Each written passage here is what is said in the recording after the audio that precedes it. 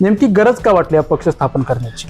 इसके लिए झंडा जब दूसरे को उठाया ना, तो हमने हमारा झंडा उठाया और हम लड़ेंगे। और कायदे काले हमारे खिलाफ बनते जा रहे हैं अल्पसंख्यक समाज के ऊपर। की अनेक पक्ष असताना देखील मग वेगळ्या मुस्लिम पक्षाची गरज का? हमारा पक्ष मुस्लिम नहीं है, एक बात आपको समझना पड़ेगा। इस्लाम पक्ष सेकुलर है। कोणत्या दुसऱ्या पक्षाला सोबत घेणार का इथून पुढे? तो हमारा 43 का नंबर हमारे पास है। भाजप असेल आणि काँग्रेस असेल या मोठ्या पक्षांबाबत तुमची नेमकी भूमिका काय? जब शहीद होना ही है हमको, एकंदरीत शहीद होंगे तो लड़के शहीद हो जाएंगे ना। काँग्रेस मुस्लिम असेल, मुस्लिमांसाठी आवाज उठवत नाही असं तुमचं म्हणणं आहे? सिर्फ प्रेस लेना, बातमी बनना, उसलिए मेरा विरोध है। आणि तुम्हाला जर विरोधात बसावं लागलं तर विरोधात बसल्यानंतर भूमिका काय असते? तो मैं दोनों ही पक्ष के नेताओं को अभिनंदन दूंगा 7 तारीख।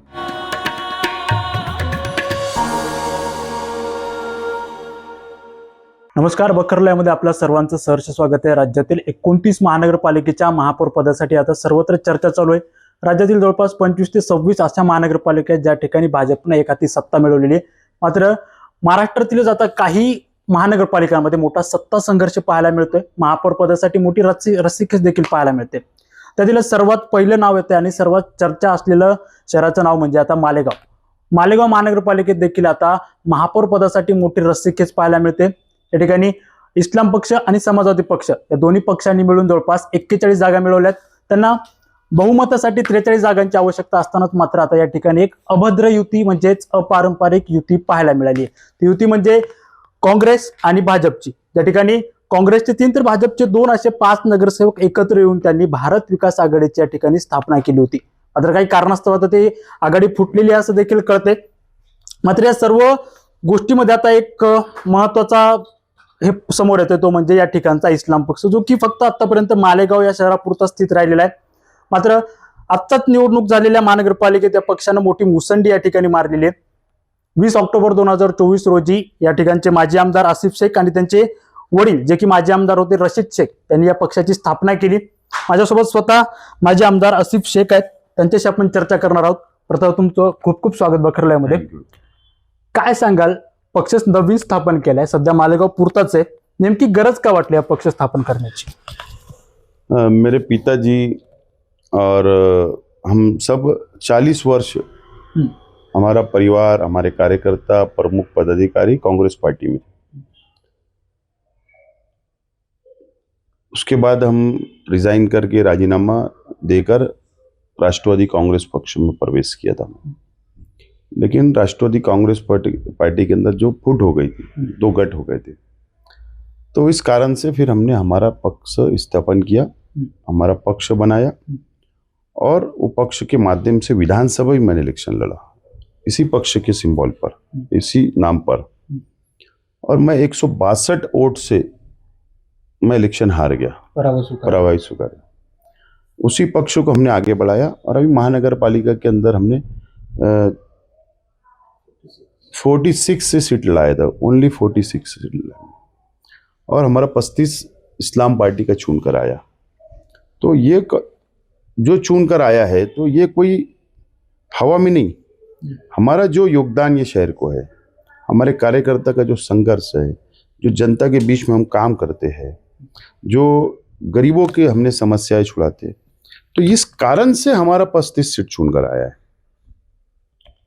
तो इसके अंदर नया पक्ष स्थापन करा गया है, तो उसका कारण यह है कि आज 2014 के बाद से, जब से केंद्र के अंदर भारतीय जनता पार्टी की सरकार आई, या राज्य के अंदर 2014 में भारतीय जनता पार्टी की सरकार आई, जो काले कायदे माइनॉरिटी अल्पसंख्यक समाज के खिलाफ में विरोध में जो बनाए जा रहे हैं, तो आज अगर आप देखेंगे तो पूरे देश में या राज्य के अंदर जो सेकुलर पक्ष है, ये जो पार्टियां हैं जो बोलती है कि हम हर समाज, हर धर्म को साथ लेकर चलते, उनके लिए संघर्ष करते, लेकिन सिर्फ वो स्टेटमेंट रहता है, बातमियां बनते हैं, लेकिन प्रैक्टिकल जमीन पर समाज को उसका कोई लाभ नहीं मिलता। कायदे के खिलाफ कोई संघर्ष करता नहीं है और कायदे काले हमारे खिलाफ बनते जा रहे हैं अल्पसंख्यक समाज के ऊपर।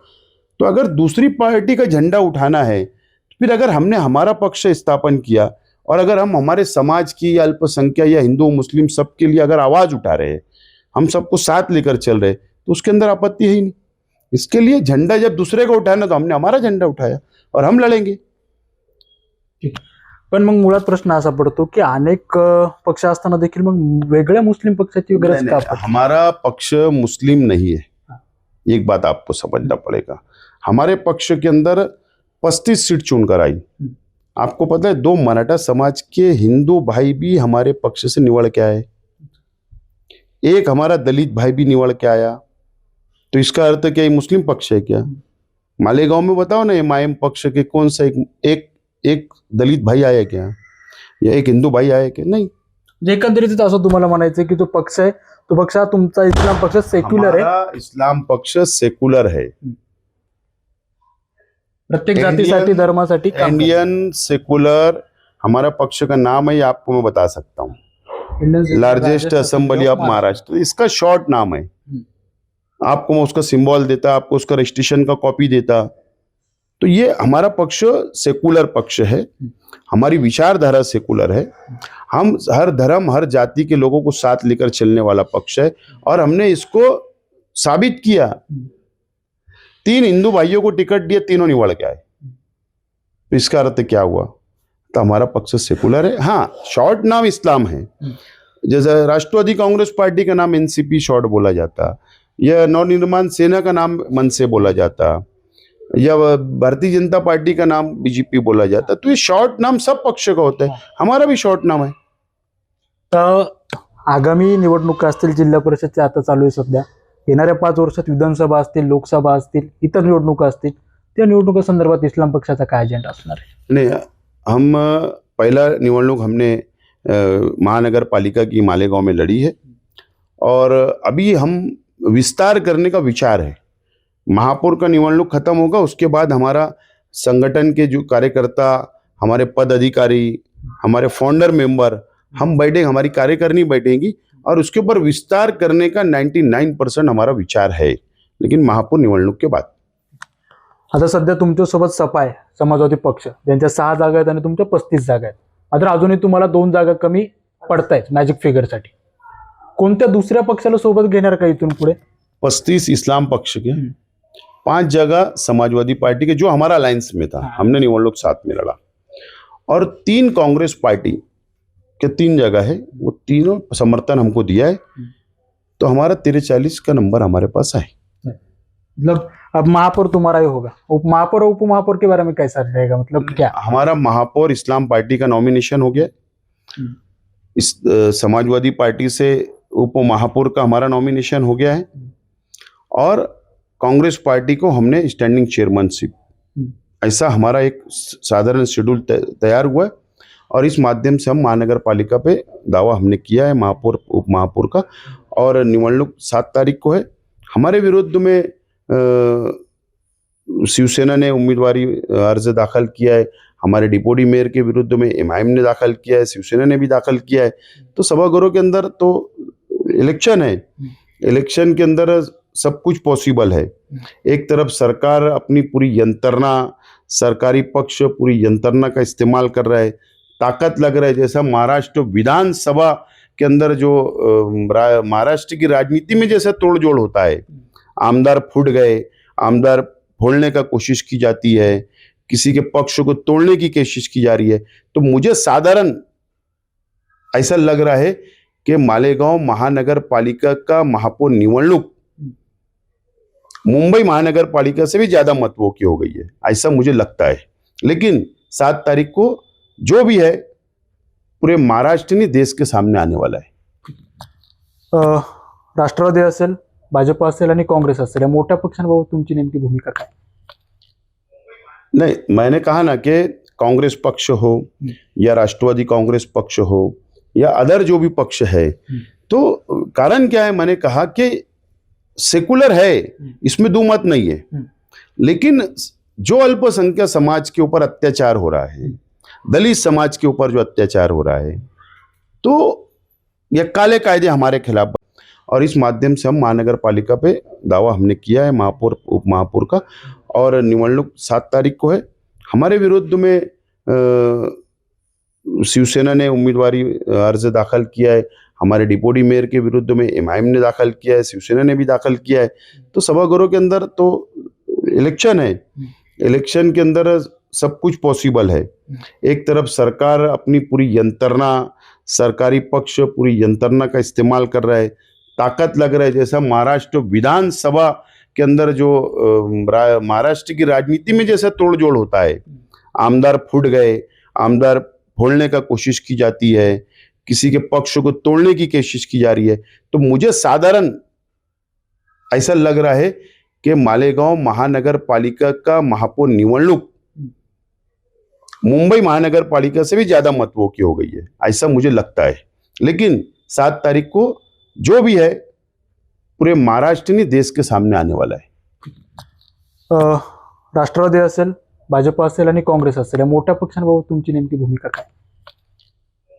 नहीं, मैंने कहा ना कि कांग्रेस पक्ष हो या राष्ट्रवादी कांग्रेस पक्ष हो या अदर जो भी पक्ष है, तो कारण क्या है, मैंने कहा कि सेकुलर है, इसमें दो मत नहीं है।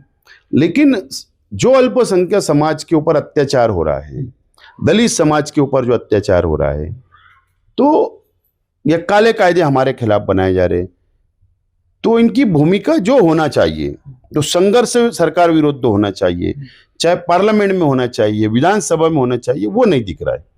तो ठीक है ना, लड़ाई जब लड़ना ही है ना, जब शहीद होना ही है, एकंदरीत शहीद होंगे तो लड़के शहीद हो जाएंगे ना, लड़के शहीद हो जाने का है ना। घर बैठ के तो ये वाली बराबर बात नहीं, तो हम लड़ना है तो हम लड़ लेंगे।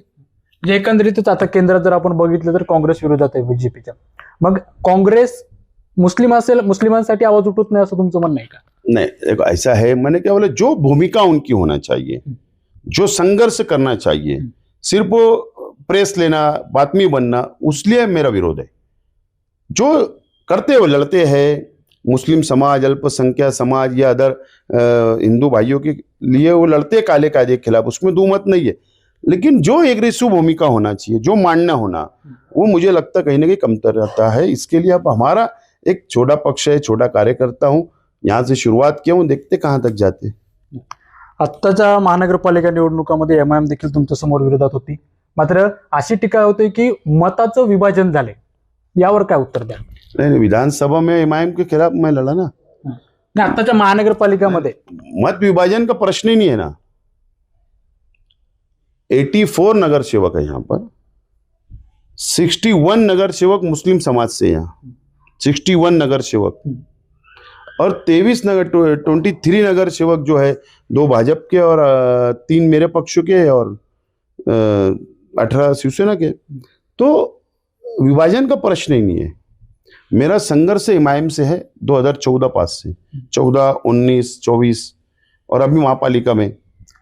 तो मैं एक बात स्पष्ट करना चाहता हूं, आपके चैनल के माध्यम से स्पष्ट करना चाहता हूं कि जहां पर जिस शहर में जो चाहे मुंबई हो या अदर जो भी महाराष्ट्र के शहर हो या देश के जो भी शहर हो, वहां पर अगर नेतृत्व, अगर तगड़ा नेतृत्व होगा, ताकतवर नेतृत्व होगा, तो मेरा ऐसा व्यक्तिगत मानना है कि ना एमआईएम पक्ष हो या भारतीय जनता पार्टी हो, ये पक्षों को वहां पर मेरे जैसा जो यहाँ पर मैं नेतृत्व तगड़ा है, मजबूत था, तो हमने लड़ा, जीता। तो अगर दूसरे शहर के अंदर भी अगर वहां पर नेतृत्व तगड़ा मिलेगा, मजबूत नेतृत्व मिलेगा, तो मुझे नहीं लगता समाज की ये मानसिकता है, मुस्लिम समाज हो या दूसरे समाज की, क्या कोई जो बांटने की राजनीति करते हैं उनके साथ जाने की उनकी मानसिकता नहीं, उनको पर्याय नहीं है, उनको विकल्प नहीं है कि कहाँ जाना। तो ऑप्शन नहीं है ना, मैं ऑप्शन था, मुझे मत दिए। तो जहां अगर ऑप्शन पैदा होगा तो मुझे विश्वास है कि मुस्लिम समाज में विशेष बोल रहा हूं, वो कभी भी बांटने वाले राजनीतिक पक्ष जो उसके साथ नहीं जाएगा, जो काम करने वाले उनके साथ जाएगा।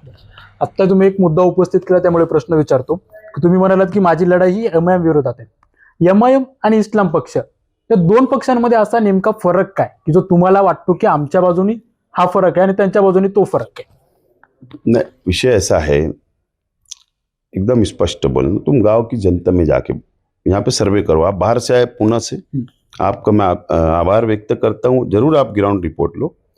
हमारा पक्ष गौर गरीब जनता का प्रश्न छुड़ाता है, काम करता है। भाषण से पेट नहीं भरता, भाषण से पेट नहीं भरता। समस्या गरीबों की, पिछड़ों की, इनकी समस्या हल करना पड़ता। हम ग्राउंड लेवल पे जाके काम करते हैं, इस कारण से हम हैं।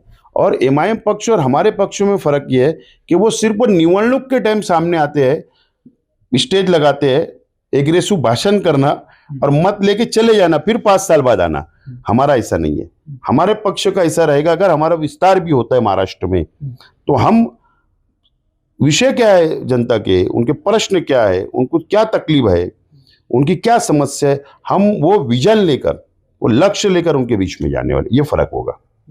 आता जर महानगरपालिकेत आता तुम्ही जसं म्हणालात की आमचा महापौर आणि उपमहापौर आमचाच बसणार, मात्र इथून पुढे काही फासे पलटले किंवा गणित बदलली आणि तुम्हाला जर विरोधात बसावं लागलं, तर विरोधात बसल्यानंतर भूमिका काय असणार तुमची? अगर एमआईएम पक्ष और शिवसेना पक्ष अगर यहाँ पर 7 तारीख को सत्ता स्थापना करता है, अगर जैसे पॉसिबल नहीं है, पॉसिबल, लेकिन अगर हो जाता है, है। अगर मान लो हो जाता है, या ताकत या दबाव तंत्र या सरकार के माध्यम से कुछ प्रयत्न होता है दबाव तंत्र का, और अगर इस कारण से हो जाता है, तो मैं दोनों ही पक्ष के नेताओं को अभिनंदन दूंगा 7 तारीख को, उनका आभार व्यक्त करूंगा। उसका कारण क्या है? आभार इसलिए व्यक्त करूंगा कि इनके बोलने में और करने में फर्क है। कम से कम ये बात तो स्पष्ट देश के सामने, राज्य के सामने हो जाएगी कि एमआईएम पक्ष भी शिवसेना के साथ जा सकता है। कम से कम मैं इलेक्शन हारूंगा, मेरा पक्ष महापौर उप महापौर का इलेक्शन हारेगा, मुझे उसका दुख नहीं होगा। दुख होगा जो समाज को गलत रास्ते पे ले जा रहे हैं, जो लोगों को समाज में बांटने का, एक जा रहा है, करा एक जा रहा है। हाँ, समाज को बांटने की जो राजनीति की आ रही, मेरे माध्यम से हमारे हारने से कम ये देश को, राज्य को पता चलेगा कि कौन सा पक्ष क्या है। नक्कीच आपण जर बघितलं तर माजी आमदार आसिफ शेख आपल्यासोबत होते। जवळपास 35 जागा इस्लाम पक्षानं मालेगाव महानगरपालिकेमध्ये आता त्यांच्या आणलेल्या आहेत। मात्र यात सर्व आता सत्ता संघर्षानंतर मालेगाव महानगरपालिकेत आसिफ शेख यांचा इस्लाम पक्ष आणि समाजवादी पार्टी यांच्या मिळून त्या 40 जागा आहेत। आणि जी भारत विकास आघाडी झाली होती त्यातील 3 काँग्रेसचे जे नगरसेवक आहेत ते त्यांच्यासोबत गेल्याचं त्यांच्याकडून सांगण्यात आले। त्यामुळे या ठिकाणी महापौर आणि उपमहापौर 7 तारखेला हा आमचा असेल असं त्यांनी यावेळी आशा व्यक्त केली। सोबतच इस्लाम पक्ष आता इथून पुढे ज्या आगामी जिल्हा परिषद निवडणुका असतील, विधानसभा असतील, भविष्यातील लोकसभा निवडणुका असतील, या सर्वच निवडणुकांमध्ये आता हळूहळू जो हातपाय आहे तो आपले जवळपासचे जिल्हे असतील आणि महाराष्ट्र असेल, या ठिकाणी नक्कीच आम्ही प्रयत्न करू, त्याप्रमाणे आमचे उमेदवार असतील आणि सर्व जागा आम्ही लढवण्याचा प्रयत्न करू असं देखील त्यावेळी त्यांनी व्यक्त केले। मात्र आता महानगरपालिकेमध्ये पुढच्या 7 तारखेपर्यंत काय गणित बदलतात, कसे फासे पलटले जातात आणि कुणाचा महापौर बसतो, कुणाचा उपमहापौर बसतो, काही अजून वेगळ्या अभद्र काय म्हणतो शकतो आपण त्याला, अनैसर्गिक अपारंपरिक युती या ठिकाणी पाहायला मिळतात का, हे देखील पाहणं आता तेवढंच महत्त्वाचं ठरणार आहे। निरंजन शेरकर, बखर लाईव्ह, मालेगाव।